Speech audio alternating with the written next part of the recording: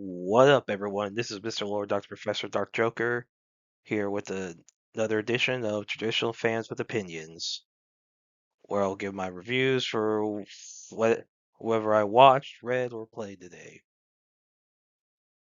And who are Traditional Fans with Opinions? That is myself, and that is you, the viewers. With all that being said, on with the reviews. Hell Teacher Nube, 2025, episode 17. So in this one, So Noob tells so some students were staying that they're trying to rank school objects based on how much Noob had to pay for for placing them because a lot of stuff has been broken, which is probably why his he has issues with money. He Noob gets he tells him go straight home, do not dilly dally, don't just go straight home. And so they're like, why is he being so strict all of a sudden? So Miki, Hiroshi, and Kyoko, they do not go straight home. They are looking up this urban legend about something called Kaijin A. Apparently will approach kids and ask them question whether or not they like blue, red, or white. Uh, they doesn't say what happens, like which each answer.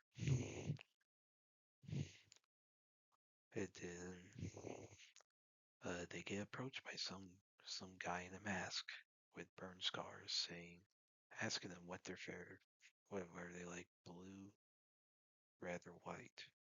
Miki says blue because, well, so in the actual urban legend says if you say blue and it just stops. So Miki was like, oh, I'll say blue, see what happens. Hiroshi says red. Kyoko says white. So Miki says blue. She gets kidnapped by this guy.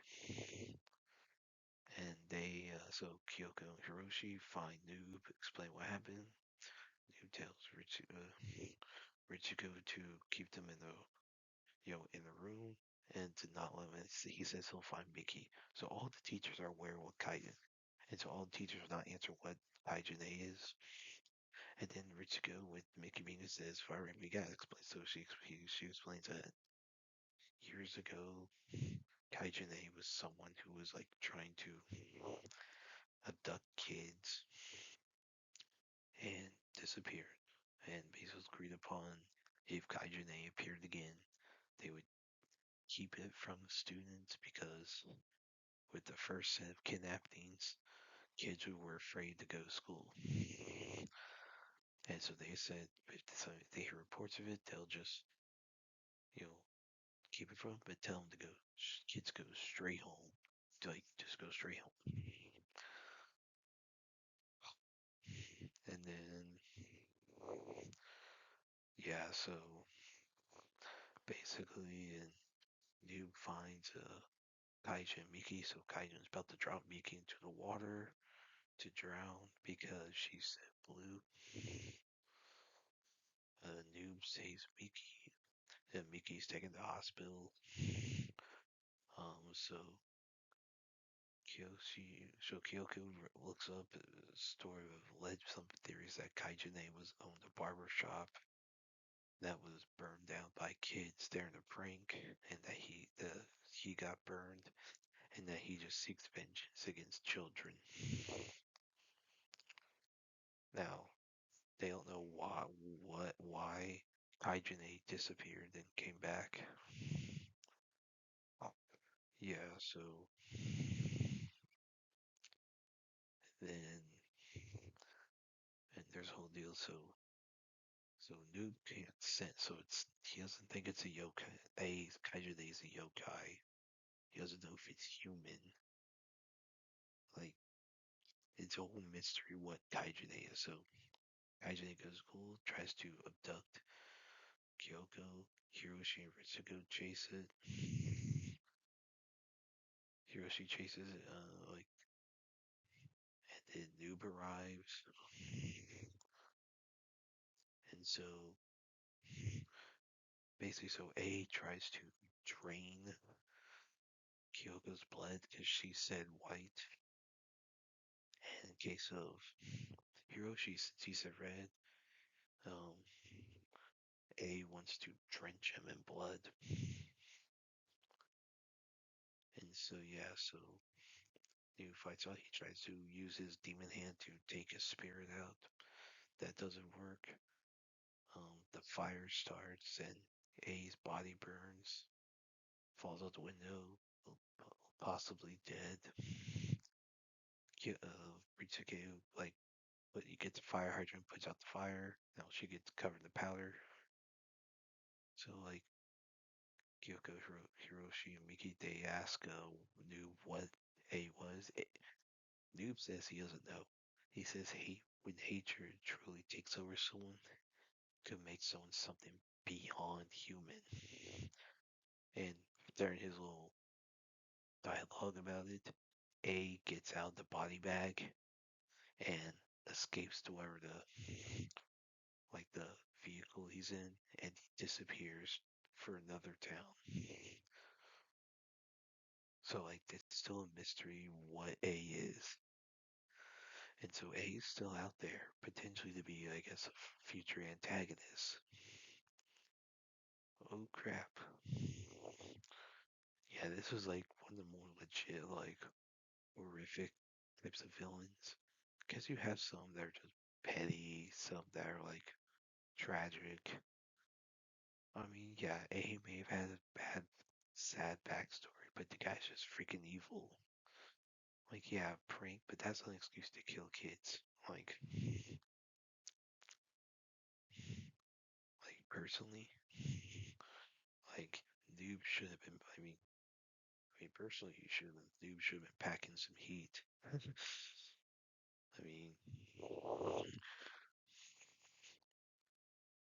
I mean, like the guy had like A had like knives he was gonna use to cut Kyoko to drain her, and he had a scythe to drench her Hiroshi in blood. So he had weapons. Like if I was Noob, I'd be packing heat. Like dude, like the fact that that guy like escaped and could still be a threat. Oh, I'd be freaked out if I was Noob and those students. Like that could get freaky. But yeah, I thought it was a great episode. That was great. It was interesting seeing Ritsuko actually not get extremely scared, but that was because of her students' lives are on the line. Wasn't like basically some like pettiness or something. So yeah, I thought this was a good episode. Looking forward to the next one. Jack of all trades, party of none, episode 5. So in this episode, the silver rabbits, whoever they're preparing to, for the final day, inside the dungeon, to for the whole training mission. And while Orun and his group, they taught, basically a former silver named Albert Sensible, who is brought up, and he was a very famous part of, basically, like he was like very well known. Like so, yeah, Logan, Caroline, and Sophia bring him up, and so like Orun knows who he is, and like basically he had died fighting the dragon. Because I guess since Orun's party had beat the dragon, I guess someone asked him about, and Orun says that, hey, look, yeah, we beat the dragon, but we could have easily lost someone. Like he says, Albert was very good at what he did, and that basically like, and you see like it was interesting. You see like Caroline's like reaction, like Like you see her reaction, like basically like talking like when she mentioned how like how like far as the defender goes, like how like it's like okay, does she know about? Was she? I mean, people know what happened, but I was like, oh, was she involved with it or something? And Orum's like, he's like, he's an outsider. He doesn't want to get involved. And yeah, and yeah, so after conversation, they're at Selma.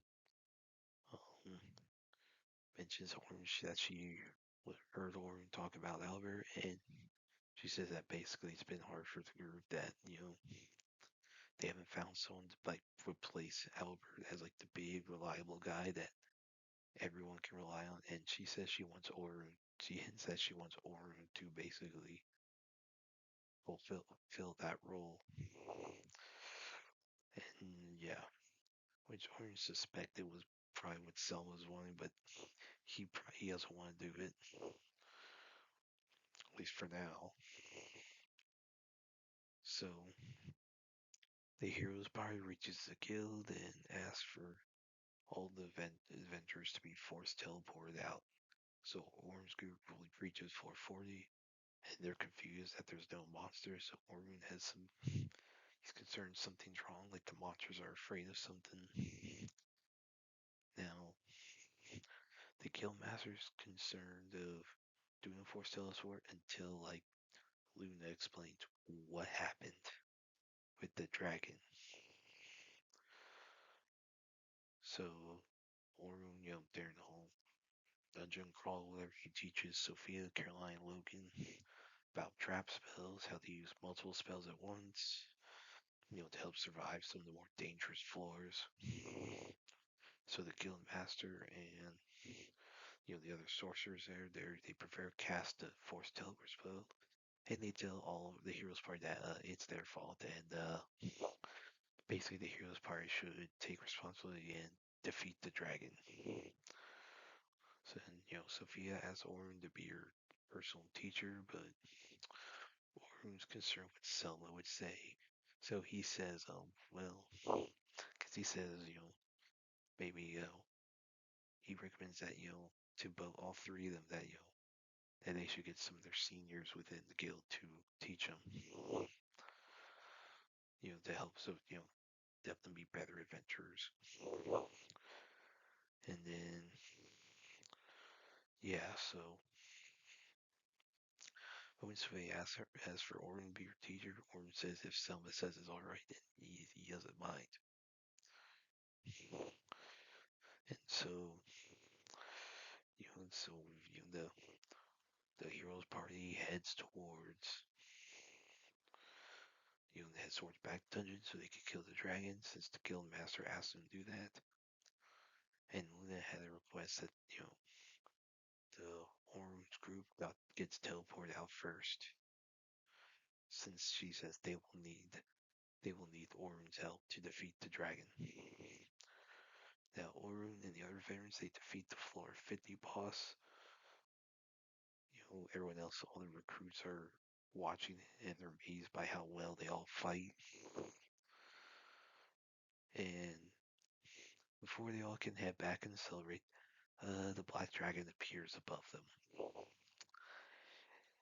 Yeah, so the sense of dread that Orun was feeling has come true. Oh yeah, I thought this was a great episode. Like I thought it was great. That was a good episode. Basically like the magic, the combat. Obviously it's gonna be interesting how the heroes party is affected by all this. Like looks like it's setting up, or we'll find the dragon. We'll see how he does. We'll see how the silver rabbits, deal with this threat. Like we just seen, who lives, who dies, because that's a very powerful enemy. But yeah, I thought this was a really good episode. Looking forward to the next one. Shiboyugi playing death games to put food on table, episode 4. So in this one. So the whole like maze that all the girls are trying to get through. Yeah, so and it ends. So the show like basically they all get out, and then like after they get out, they all devote like who contributed the least. So basically, who's the loser, and so the loser ends up being who gets the most votes, whether it's Che, I guess Chi, whatever. So yeah, so Chi dies.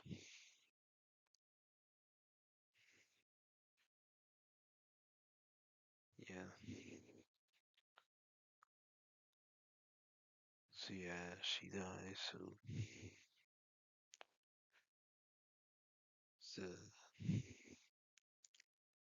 definitely interesting, like how they figure out, like how they get out, how they all the characters process the yeah, like how they process the like the game. Like it's pretty freaking brutal.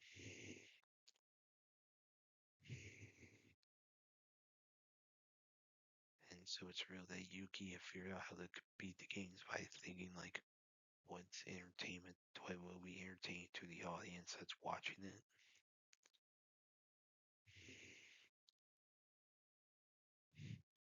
And yeah, now one of my big criticisms on the animation didn't look right. Like you have some good animation at times, but then you have like it looks like I don't know if it's like unfinished or they didn't put a lot of effort in. It's like why does it look like a child's drawing? This isn't the thing where that should be like because let's say we got Yakuda with the whole Almo flashback.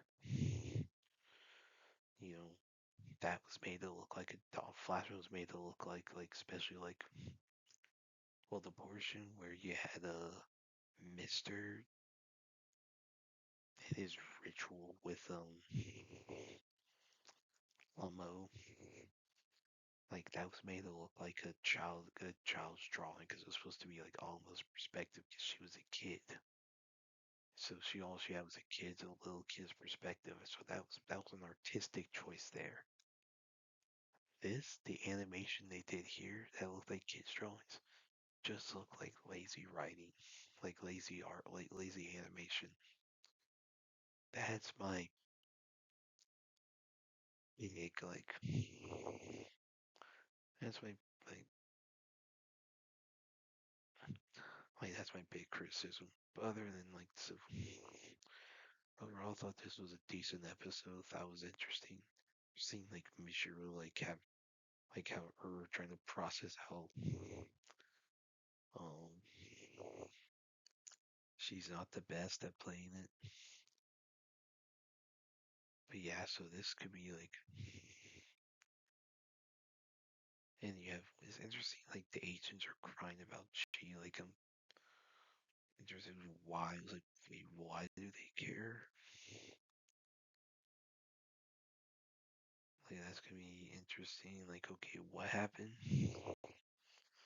But yeah, I thought this was a good episode. Looking forward to the next one. And that's it. Did y'all like the stuff I reviewed? And if you have your own opinions about all that, you can put all that in the comments. Thank you for watching, and like, subscribe, and all that. And look forward to the next video.